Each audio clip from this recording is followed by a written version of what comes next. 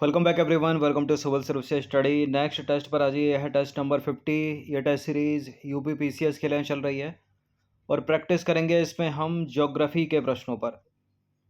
ठीक है, उसमें होगा सोलर सिस्टम यानी हमारा सौर मंडल।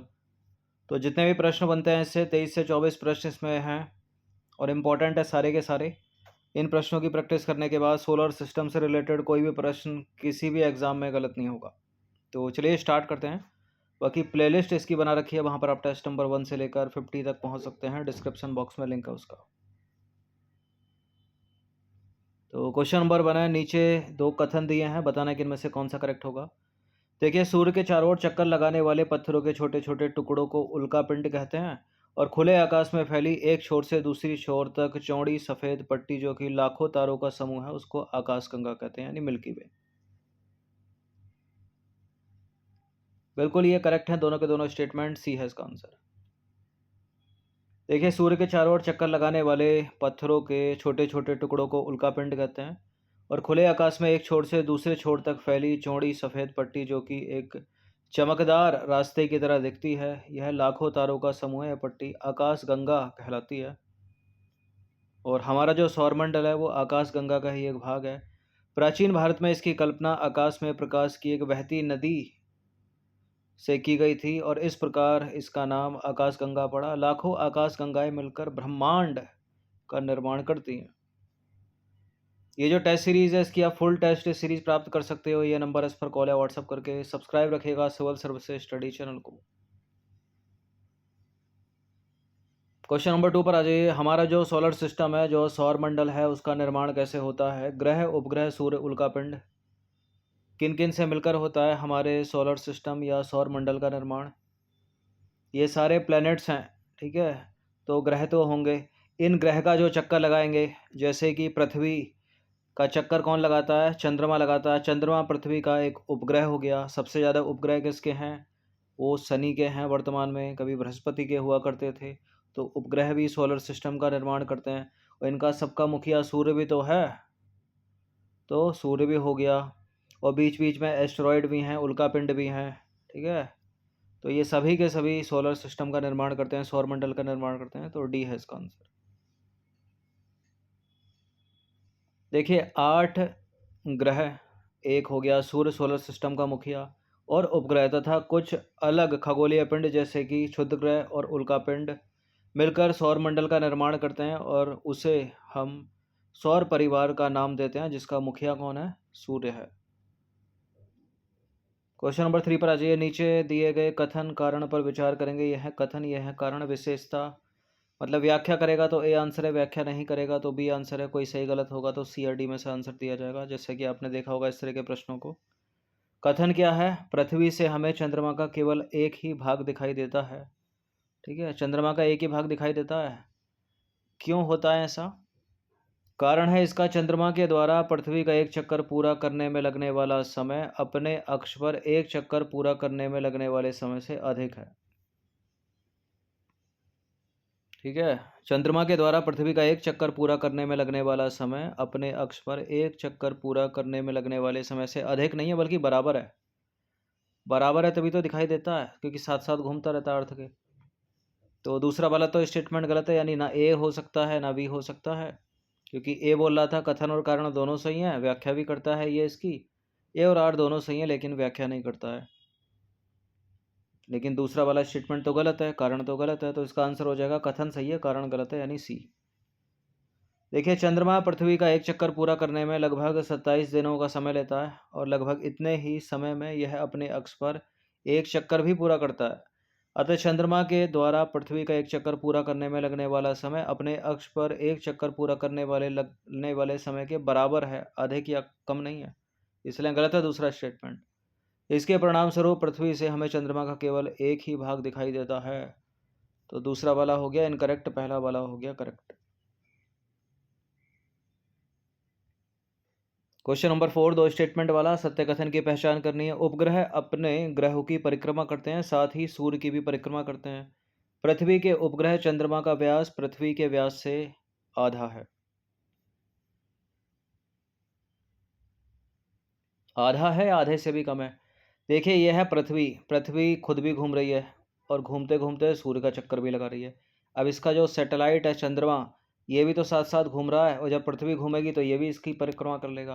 तो करेक्ट हो गया पहला स्टेटमेंट, दूसरा वाला गलत है। ठीक है।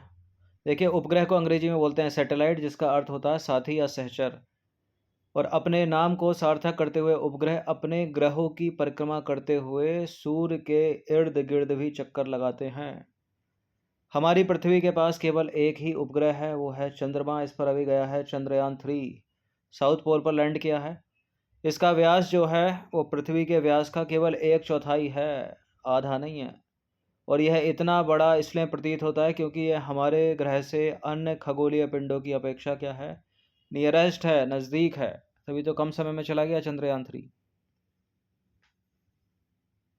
पांचवा प्रश्न है, नीचे दिए गए ग्रहों में सबसे अधिक चंद्रमा या सैटेलाइट या प्राकृतिक उपग्रह किसके पास हैं? तो जुपिटर के पास थे कभी, लेकिन अब शनि के पास हो गए। कितने हो गए? 82, 82। सैटर्न कौन सा है इसमें? यह है सैटर्न। तो ए है इसका आंसर।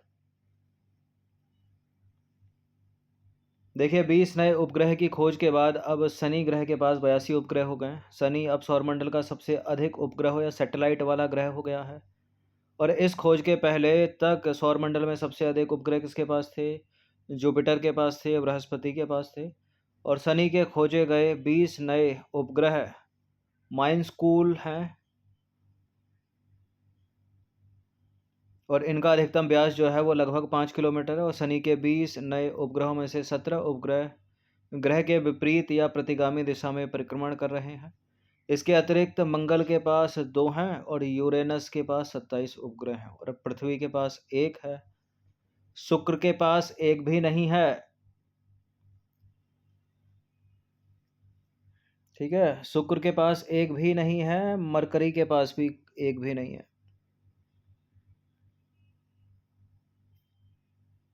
नंबर 6 पर आ जाइए, हमारे सौरमंडल में किन ग्रहों के पास एक भी चंद्रमा या उपग्रह नहीं है? तो ये जो है ना, सबसे पहला बुध, इसके पास भी नहीं है।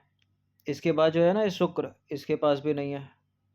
बाकी सैटर्न के पास तो हैं, यूरेनस के पास भी हैं 27 ऊपर देखे तो। 1 और 2 इसका आंसर हो जाए, 1 और 3 होना चाहिए, 1 और 3 डी।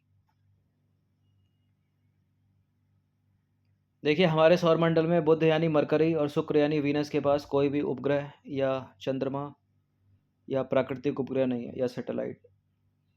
नंबर 7 पर आ जाइए, वे कौन से 2 ग्रह हैं जिनका सौरमंडल के अन्य ग्रहों की तुलना में परिक्रमण विपरीत दिशा में होता है?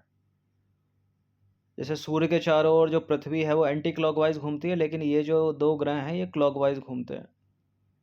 देखिए कौन कितना टिल्टेड है वो भी यहाँ पर इसमें दिख रहा होगा आपको इमेज में। सबसे ज़्यादा टिल्टेड है वीनस 177 डिग्री, और सबसे कम है मरकरी, बिल्कुल सीधा सी लग रहा है। जुपिटर भी 3 डिग्री है बस। हमारी पृथ्वी आपको पता होगा 23 डिग्री। ठीक है, 23.5 डिग्री है। बाकी 27 डिग्री है सैटर्न यानी शनि। अब देखिए सब क्लॉकवाइज क्लॉकवाइज, सब एंटी क्लॉकवाइज एंटी क्लॉकवाइज, लेकिन वीनस को देखिए, वीनस वीनस का जो एरो है वो कुछ इस तरह से है। ठीक है, और इसका भी देखिए यूरेनस का। तो ये 2 हैं यानी शुक्र और यूरेनस जो क्लॉकवाइज घूमते हैं, मतलब दूसरे ग्रहों से विपरीत। और ये प्रश्न बड़ा इंपॉर्टेंट है। देखिए शुक्र और यूरेनस यूरेनस की जो परिक्रमण की दिशा वो अन्य ग्रहों से विपरीत है। शुक्र और यूरेनस घड़ी की सुई की दिशा में यानी क्लॉकवाइज घूमते हैं, जबकि अन्य ग्रह घड़ी की सुई की विपरीत दिशा में घूमते हैं यानी एंटी क्लॉकवाइज। यानी शुक्र पर जो दिन निकलेगा वो पश्चिम दिशा में सूर्य उगेगा और छिपेगा पूरब दिशा में। और पृथ्वी पर क्या होता है, पूरब दिशा से सूरज निकलता है और छिपता कहाँ पर है? पश्चिम में। क्वेश्चन नंबर 8 पर आ जाइए, हमारे सौरमंडल का सबसे बड़ा और सबसे छोटा ग्रह कौन सा है इसमें? यह है सूर्य। सबसे बड़ा ग्रह कौन सा लग रहा है इसमें? ये तो सैटर्न है, इससे भी बड़ा है ये वाला। ठीक है, यह है सबसे बड़ा, जिसका नाम है जुपिटर या बृहस्पति। और सबसे छोटा है, देखिए ये छोटा है, ये छोटा, ये है सबसे छोटा बुध यानी मरकरी। तो बुध और बृहस्पति यानी ए है इसका आंसर। देखिए हमारे सौरमंडल का जो सबसे बड़ा ग्रह है, जो बड़ा प्लेनेट है, वो है जुपिटर यानी बृहस्पति, और सबसे छोटा है मरकरी यानी बुध। क्वेश्चन नंबर 9 पर आ जाइए, पृथ्वी के सबसे निकटतम ग्रह कौन सा है? देखिए, पृथ्वी के निकटतम या तो मार्स हो सकता है या वीनस हो सकता है, यानी शुक्र और मंगल में से एक ही आंसर होगा। ठीक है, बुध को हटा दीजिए, चंद्रमा को हटा दीजिए, यानी बी या सी। इन दोनों में से सबसे निकटतम कौन सा है? सबसे निकटतम है, ये है शुक्र, यानी वीनस, तो बी है इसका आंसर। अच्छा, निकटतम ये है तो इस पर मार्स के ऊपर जाने में क्यों मारामारी हो रही है विश्व में? क्योंकि जो पास में है उसी के पास जाना चाहिए ना, उस पर जीवन की संभावना नहीं है। देखिए, पृथ्वी के सबसे निकटतम ग्रह है शुक्र, और इस शुक्र ग्रह पर जीवन की संभावना ही नहीं है। इसका जो दिन का तापमान है वो 450 डिग्री सेल्सियस तक जाता है। तो इतने 450 डिग्री सेल्सियस में कौन सी जीव संतति जिंदा रहेगी? ठीक है, मर जाएगी, झुलस जाएगी। और रात में इतना ठंडा हो जाता है, बहुत अधिक ठंडा, और इसमें जो है वो एसिड रेन की वर्षा होती है, ज्वालामुखी विस्फोट होते हैं। और पृथ्वी से शुक्र की दूरी कितनी है? 41.4 मिलियन किलोमीटर। और पृथ्वी से मंगल की दूरी कितनी? 78.3 मिलियन किलोमीटर। और मार्स पे जीवन की संभावना है। ठीक है, वहाँ पर पानी है बर्फ छत्र के रूप में। 10वां प्रश्न है, लेकिन हाल ही में न्यूज़ आई है कि मंगल पर भी जीवन संभव नहीं है, क्योंकि मैग्नेटिक फील्ड ही नहीं है उसमें।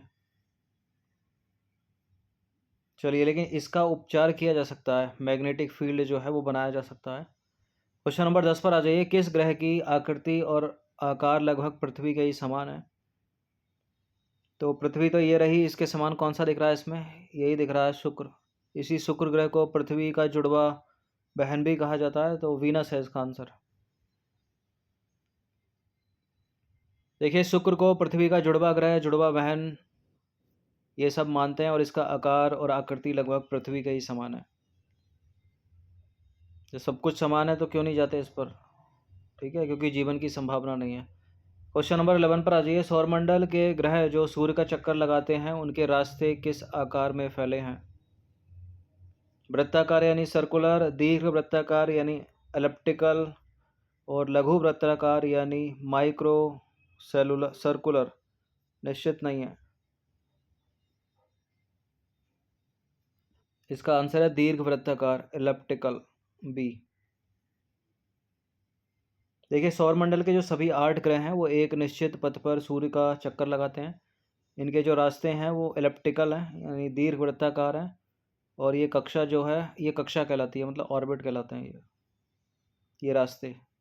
नंबर 12 पर आ जाइए। नीचे दिए गए कथनों में से कौन सा कथन सत्य है? सूर्य का खिंचाव बल जो है वो सौरमंडल को बांधे रखता है। सूर्य सौरमंडल के लिए प्रकाश और ऊर्जा का एकमात्र स्रोत है। क्यों, किसी दूसरे प्लेनेट में ऊर्जा नहीं है क्या? नहीं है। ठीक है, वो सूर्य के प्रकाश से ही चमकते हैं, ऊर्जा प्राप्त करते हैं, या उसके प्रकाश को परावर्तित करते हैं। ये करेक्ट है दोनों के दोनों स्टेटमेंट, क्योंकि सूर्य जो है एक तारा है। देखिए, सूर्य सौरमंडल के केंद्र में स्थित है, यह बहुत बड़ा है और अत्यधिक गर्म गैसों से बना है। इसका खिंचाव बल सौरमंडल को बांधे रखता है। सूर्य सौरमंडल के लिए प्रकाश और ऊर्जा का अकेला स्रोत है। हम सूर्य से अधिक तेज ऊष्मा को महसूस नहीं करते, अत्यधिक तेज ऊष्मा को महसूस नहीं करते, क्योंकि यह पृथ्वी के सबसे नज़दीक तारा होने के बावजूद हमसे लगभग 15 करोड़ किलोमीटर दूर है। और सूर्य का जो प्रकाश है वो पृथ्वी पर पहुंचने में कितना समय लगता है? लगभग 8 मिनट का।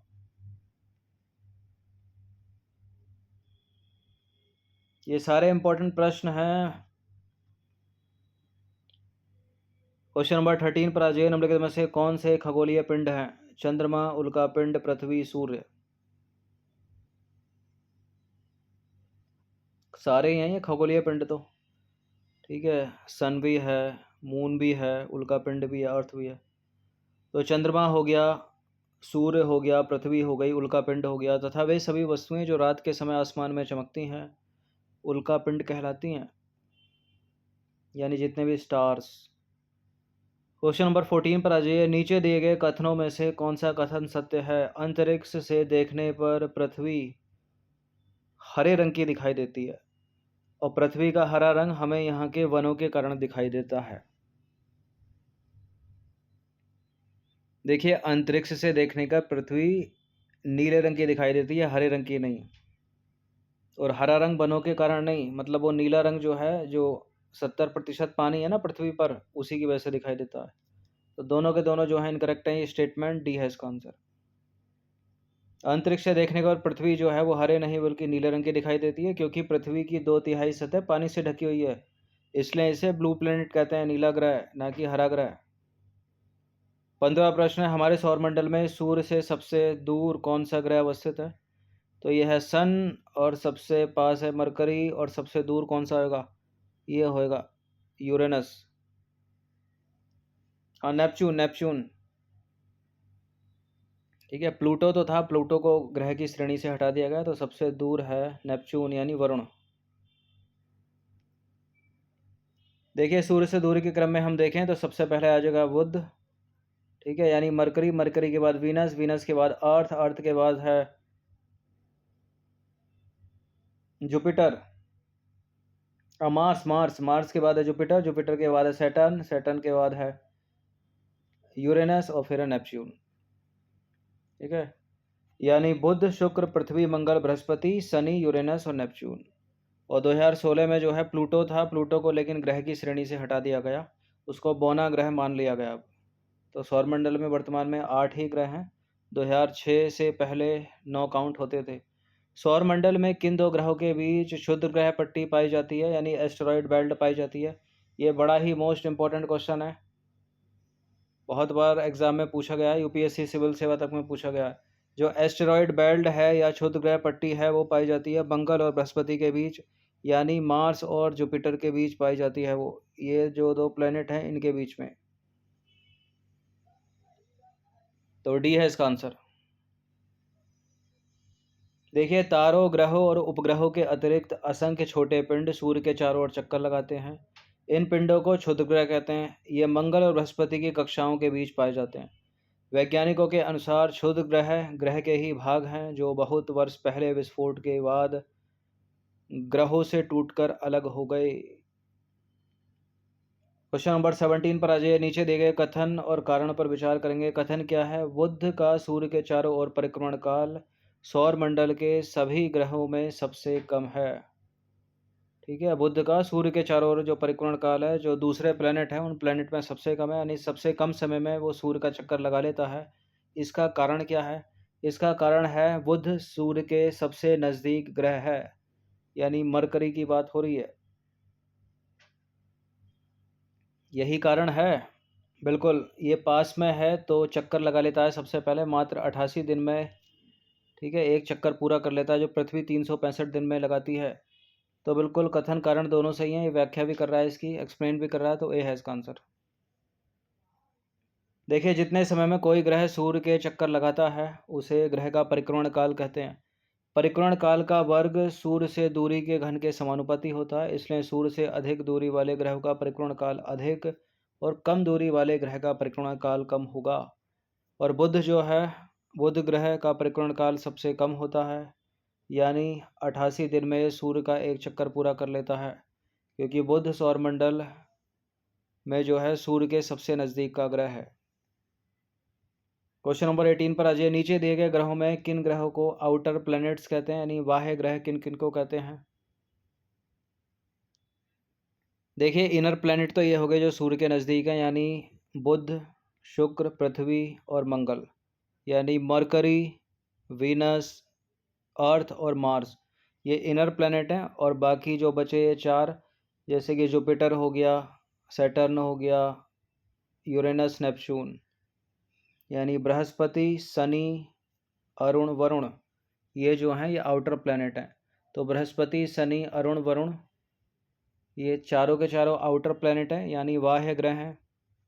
ठीक है, ये जो हैं गैसीय ग्रह भी कहलाते हैं। इनके अंदर सरफेस नहीं है, अगर आप इन पर लैंड करेंगे तो ऊपर से जाकर नीचे को निकल जाएंगे, क्योंकि गैसीय ग्रह हैं, इनके इनके पास सरफेस है ही नहीं।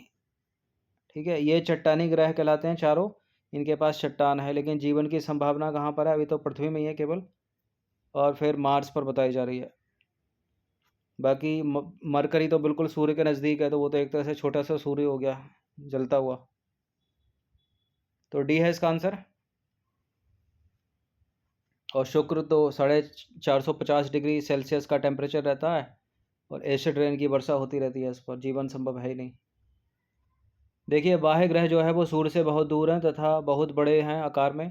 ये गैस और तरल पदार्थों से बने हैं, जैसे कि बृहस्पति, शनि, यूरेनस और नेपच्यून। इनको आउटर प्लैनेट्स कहते हैं। इनर प्लैनेट्स की बात करें कौन कौन इसमें इनर प्लैनेट्स हैं, तो बुध इनर प्लैनेट्स है यानी मरकरी, मार्स यानी मंगल इनर प्लैनेट्स है, शुक्र यानी वीनस इनर प्लैनेट्स है। जुपिटर तो आउटर प्लैनेट्स था ना ऊपर वाले में, तो थर्ड को हटा दो, फोर्थ को हटा दीजिए, जहाँ जहाँ फोर्थ है वो नहीं होगा। इसका आंसर हो जाएगा ऑप्शन नंबर 2, 1 2 3। देखिए वे ग्रह जो सूर्य के नज़दीक हैं और चट्टानों के बने हैं आंतरिक ग्रह कहलाते हैं, यानी इनर प्लैनेट। ठीक है, उन पर लैंड हो सकते हैं हम। और बुध, शुक्र, पृथ्वी, मंगल ये आंतरिक ग्रह हैं। 20वां प्रश्न है, सूर्य से बढ़ती दूरी के आधार पर ग्रहों का सही क्रम क्या होगा?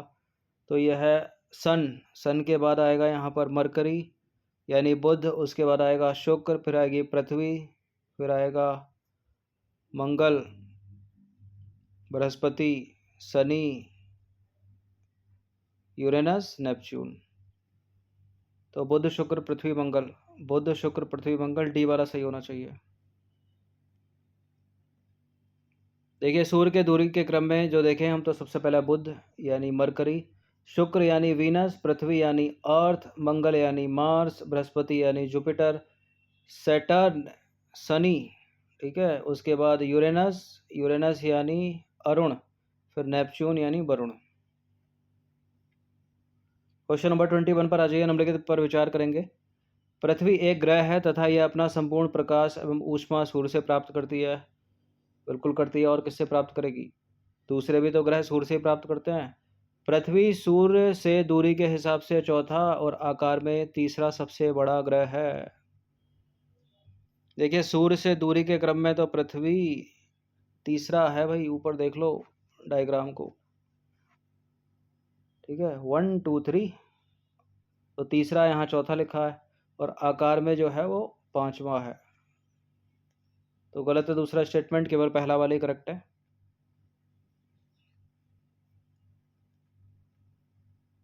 देखिए पृथ्वी जिस पर हम रहते हैं एक ग्रह है।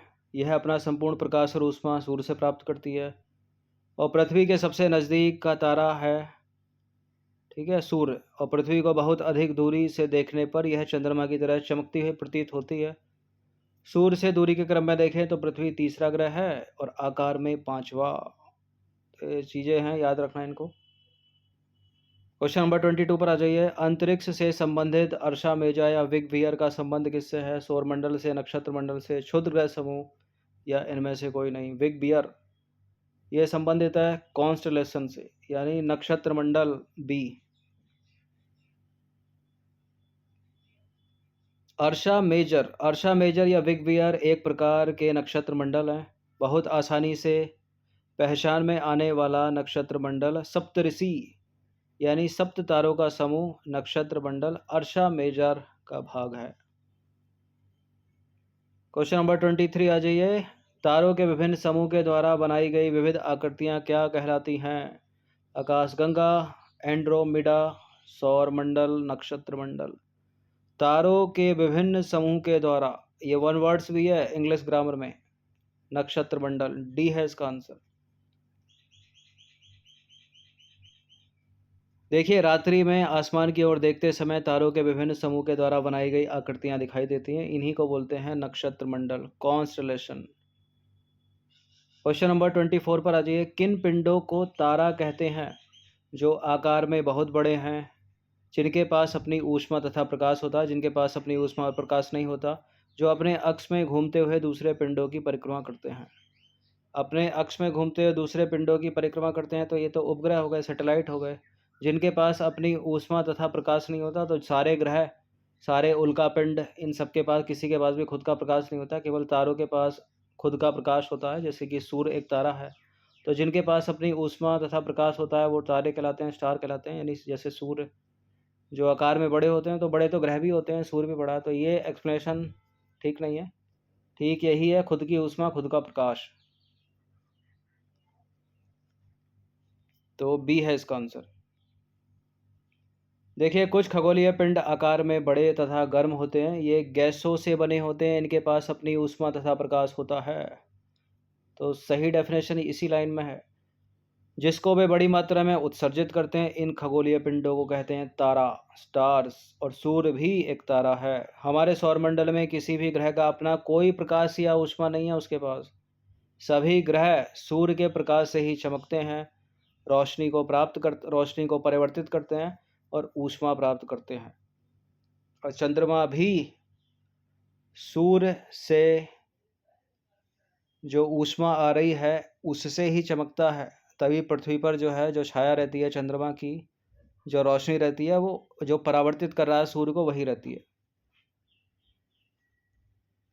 तो ये 24 प्रश्न बड़े इंपॉर्टेंट है, इनकी प्रैक्टिस कर लीजिएगा किसी भी एग्जाम के लिए। धन्यवाद।